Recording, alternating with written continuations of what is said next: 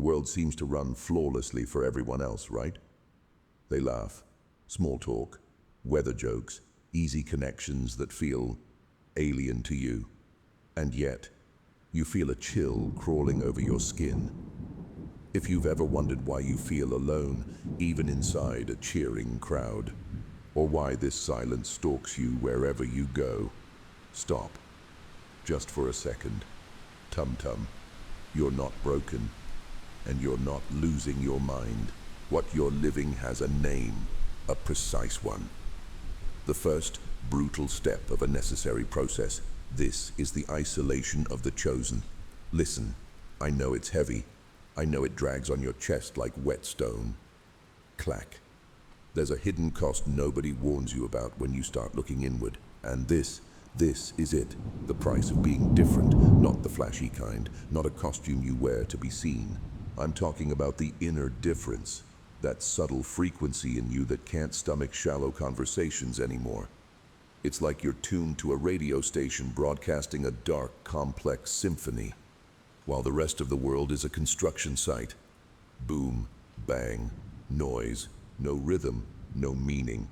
You've felt it. You're sitting at a table with old friends or co-workers, and suddenly, an invisible wall drops between you and them. Clack.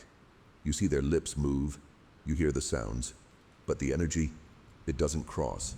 You feel unplugged, disconnected, and it hurts, because the human mind is wired for the pack, for warmth, for belonging. But your soul is hunting truth, so you start blaming yourself. Maybe I'm the problem. Maybe I'm too intense. Maybe I should turn myself down. But sit with this thought for a moment. What if this emptiness isn't abandonment, but protection? What if your sensitivity has sharpened to the point where it can no longer tolerate fake notes? Your spiritual immune system has kicked in. It's rejecting what's toxic, what's hollow, what dims your fire instead of feeding it. Those who live on the surface, those who drift comfortably through mediocrity, they can't understand the depths you swim in. That's where the friction starts. That's where the pain is born. Light irritates those adapted to darkness. Silence terrifies those who need noise to escape their own thoughts. Whoosh, and you've become a mirror, reflecting back what they refuse to see. So they step away. They sideline you. They call it distance. Don't fear this empty space. This isn't a video full of soft lines meant to numb you for 5 minutes. We're going deep, down where it's cold, down where it's real. Together, we're going to understand why this phase of spiritual isolation is the only way to forge who you're meant to become. Because see, an oak doesn't grow in the shadow of other oaks. It needs space. It needs open sky. It needs storms above it to harden its roots. That's where you are right now. It's cold, I know, tum-tum.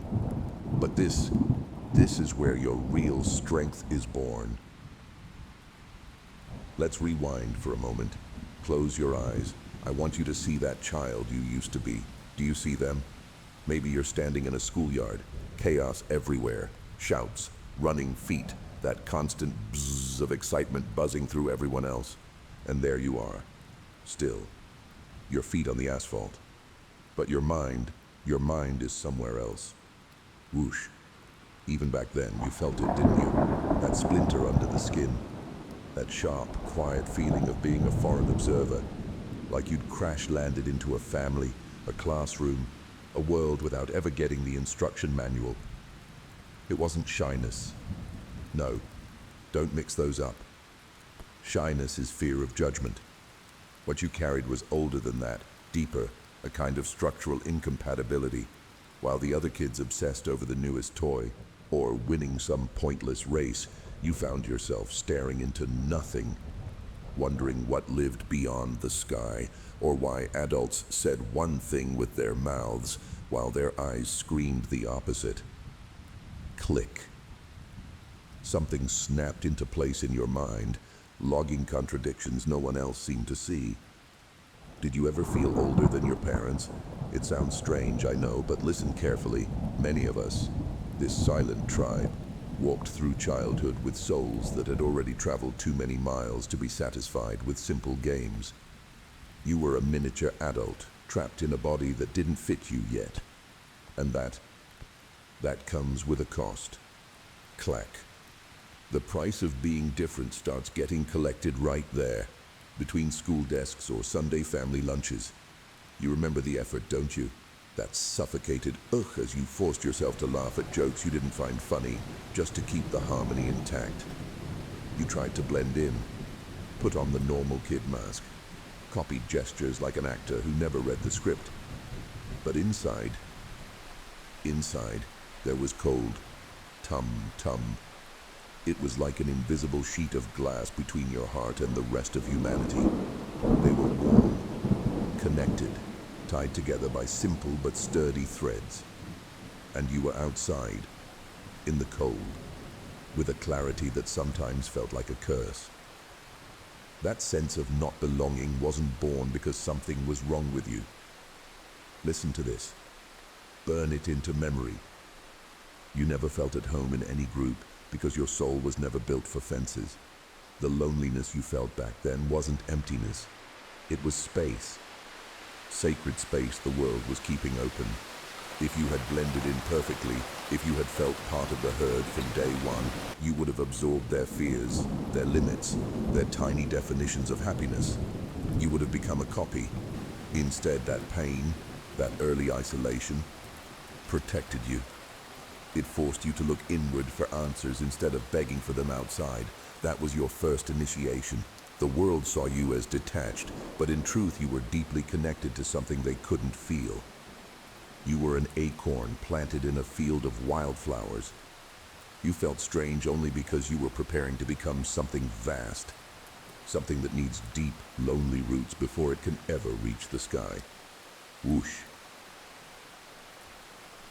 And then comes adolescence, adulthood, and with them the desperate attempt to adapt. Clack. Be honest with yourself now. How many times did you put that mask on?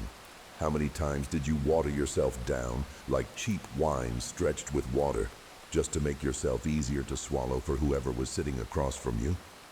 You tried. Oh, you really tried. You studied their topics, memorized the script of normal. You sat at those tables, nodded at the right moments, laughed on cue. Ha ha. A dry, mechanical sound that scraped your throat every time it came out. Click. But there's a brutal truth you learned the hard way. No matter how well you act, the mask always slips. Living on the surface when you were born for the depths isn't just hard. It's suffocating. It's like asking a sea creature to breathe nothing but air. After a while, the lungs burn. Tum-tum.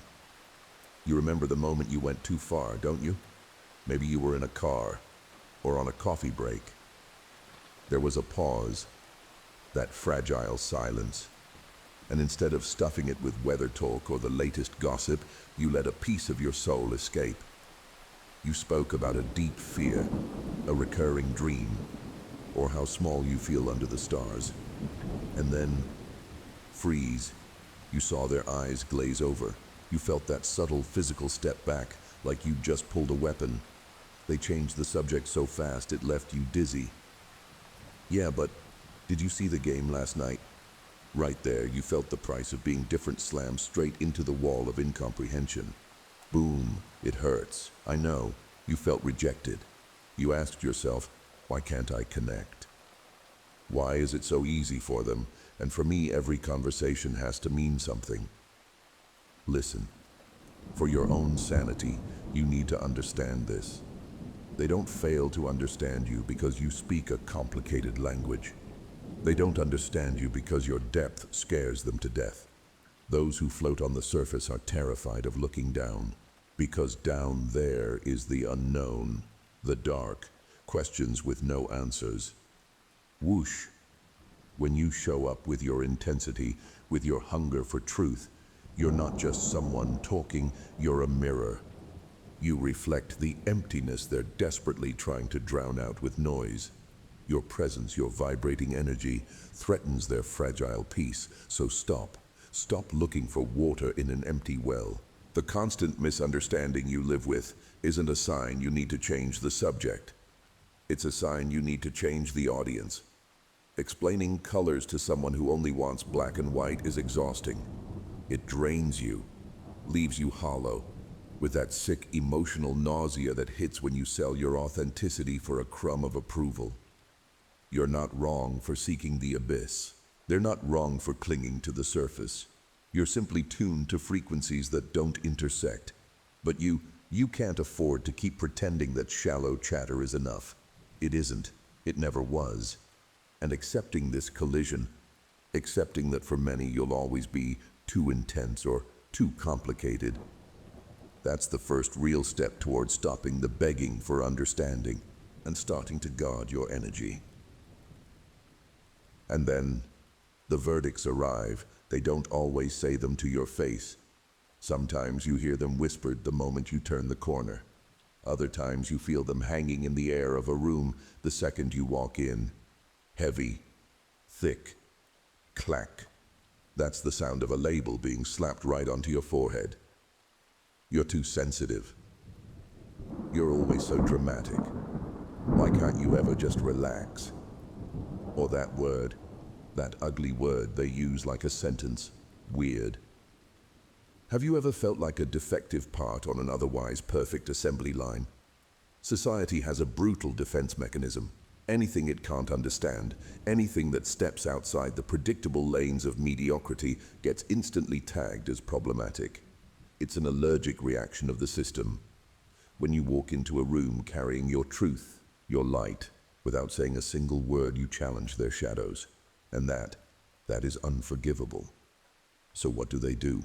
They build a cage out of words. They call you antisocial just because your spirit refuses to feed on empty talk. They label you depressed, when in reality, you're deep inside an inner gestation that demands silence. They tried to convince you that your depth was a disease to be cured. How many times did you come home, look at yourself in the mirror, tears in your eyes, thinking, maybe they're right. Maybe I'm the one who doesn't work. Crack. That's the sound of your heart fracturing under the weight of doubt. But listen to me now. Look straight at me through these words. That doubt is a lie. They want to fix you so you'll become harmless. They want you asleep again, just like them. But the price of being different isn't a debt you owe. It's the tax you pay for freedom. Being labeled weird in a world that has lost its moral and spiritual compass isn't an insult. It's the highest compliment. It means the system couldn't digest you. It means you stayed whole. Every time they called you different, they were admitting they couldn't fly at your altitude. Walking in a straight line is easy. Being a sheep in the herd is easy. It doesn't require courage, only obedience. But you chose, maybe without even realizing it, the hard path. Those labels they threw at you like stones, use them. Don't dodge them. Pick them up one by one and use them to build the foundation of your inner temple. Your weirdness is your treasure map. That's where your power lives. Never again let anyone make you feel guilty for the intensity with which you feel life. Stop apologizing for your nature. The moment you stop fighting those labels and start wearing them like armor, their power disappears. You become untouchable. Whoosh. You paid a high price to be yourself. I know. But the receipt you're holding is the only thing that matters. Your soul is still yours. You didn't sell it. And that, my friend, that is a miracle. But here's the moment where everything flips. Stop for a second. Breathe. Phew. Let the air leave your lungs. Tum-tum. Up until now, you've looked at your loneliness like a sentence, like a cold wall built by others to keep you out. But what if I told you that wall wasn't built by them? What if I told you you built it yourself? Yeah, you heard that right. It was the oldest, wisest part of you, the one working quietly in the shadows of your subconscious, that slammed the emergency button. Clack. This isolation you're wearing, this emptiness that sometimes steals your breath, isn't rejection. It's brutal, necessary energetic protection. Picture your spirit as an extremely sophisticated immune system. When you start waking up, when your awareness stretches beyond the average, you become hypersensitive. You develop an allergy to bullshit. And what does a healthy body do when it swallows poison? It expels it. Boom. Violently. Immediately. That's what's happening in your life right now. The price of being different includes this phase of forced detox. Your energy can't tolerate sterile gossip anymore. The endless complaining of people who don't want solutions. The recycled dramas performed by mediocre actors. Before you could stomach it, you held your nose and swallowed. But now it makes you physically sick. Ever talked to someone and felt your energy drain out of you? Like they pulled the plug from your inner bathtub. Whoosh. You walk away exhausted, empty, with a headache pulsing behind your eyes. That exhaustion is your alarm system. The universe, or your psyche, if you prefer, is pulling you away from the herd not to punish you, but to save you. You're being put in quarantine. Imagine a deep-sea diver coming up from the abyss. If they rise too fast, the pressure kills them. They have to stop. They have to decompress.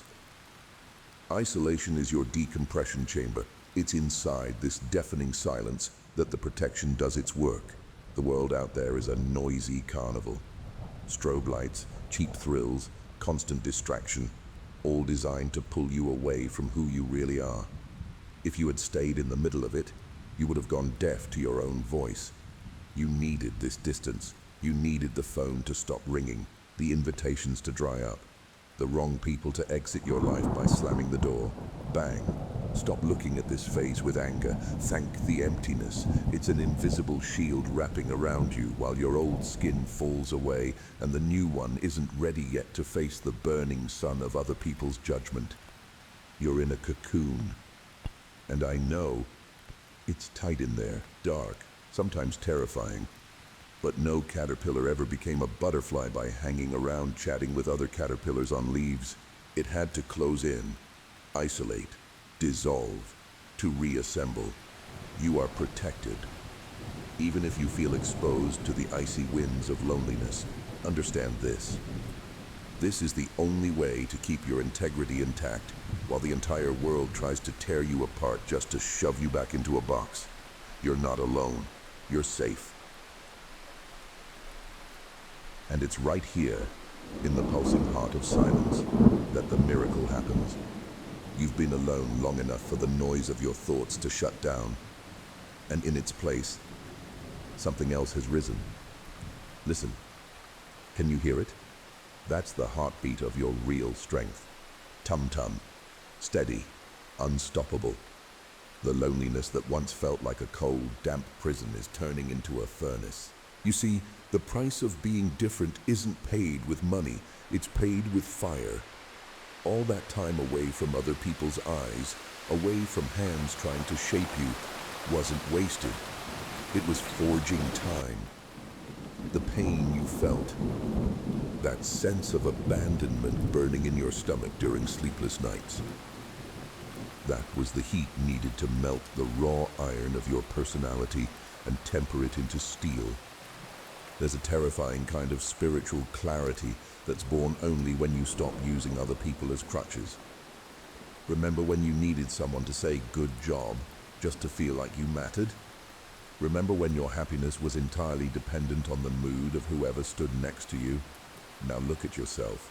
That dependency is gone. Clack. In the emptiness of your room, you learned the hardest lesson of all, how to be enough for yourself. You discovered that your intuition screams truth while the world whispers lies. This inner strength isn't arrogance. It's not looking down on others. It's the quiet certainty of someone who crossed the desert and knows for a fact they can survive without the water of other people's approval. It's like the lights suddenly turned on in a dark room. You see social dynamics for what they are: power games, masked insecurities, performances, and you don't want the stage anymore. You stay in the audience, or better yet, you leave the theater. Whoosh! Loneliness gave you new eyes. Before, you saw fog. Now you see sharp outlines of reality. You know who you are, and more importantly, you know who you will never be again. You stopped begging for attention because you found an inexhaustible source of energy inside yourself. It's a kind of freedom that almost makes you dizzy. Whoosh, the wind blows, people come and go, opinions shift, but you remain, rooted, solid. You're no longer a leaf at the mercy of the storm. You've become the tree. This is the final gift of isolation. It stripped away everything unnecessary and left you alone with what matters. And what matters is you. A you that's powerful, cleared out, no longer searching for a place in the world, but ready to create one. So, here we are. We've reached the end of this journey inside yourself. And it feels strange, doesn't it? Almost like the air in the room has shifted. Maybe your shoulders feel a little lighter, like you just set down a backpack full of stones you've been carrying for years without even realizing it. Phew, let it go. Tum-tum, I want you to look back one last time. Look at all those moments you felt out of place, all those nights when the ceiling was the only witness to your thoughts. Don't look at those moments with sadness anymore. That wasn't punishment. It was preparation. Now you know the price of being different was high, sometimes unbearably high. But look at what that pain bought you. You bought your integrity. You redeemed your soul from the pawn shop of mediocrity. What you used to call loneliness, start calling it by its real name now, sovereignty. You're no longer a lost child, desperately searching for a seat at the table. You became the architect of your own house. And inside this house, built of chosen silences and uncomfortable truths, there's a peace the outside world can neither give you nor take from you. It's the peace of someone who stopped apologizing for simply existing. Don't rush to fill this space now. Don't run out searching for your tribe with the anxiety of someone afraid of being alone. Listen carefully. You don't need to look for anyone. They will find you. When you stop chasing and start rooting yourself in your essence, you become a lighthouse. And the ships, the right ships, see that light from miles away. Whoosh, the loneliness you endured was the space needed to clean house, to create the sacred emptiness where very soon, the people who vibrate at your frequency will enter. The ones who will never ask you to turn down the volume of your intensity. So breathe. Enjoy this moment of absolute calm before the new beginning. The worst is over. The dark night, the one you thought would never end, is giving way to a soft color on the horizon. You survived the judgment, you survived the isolation, and you're here, stronger than before. Your heart carries a few more scars now, but it beats to its own rhythm. Stay proud of your difference. Guard it like your most precious secret. Because only those who had the immense courage to walk through the darkness alone truly deserve the wonder of watching the sunrise with their own eyes.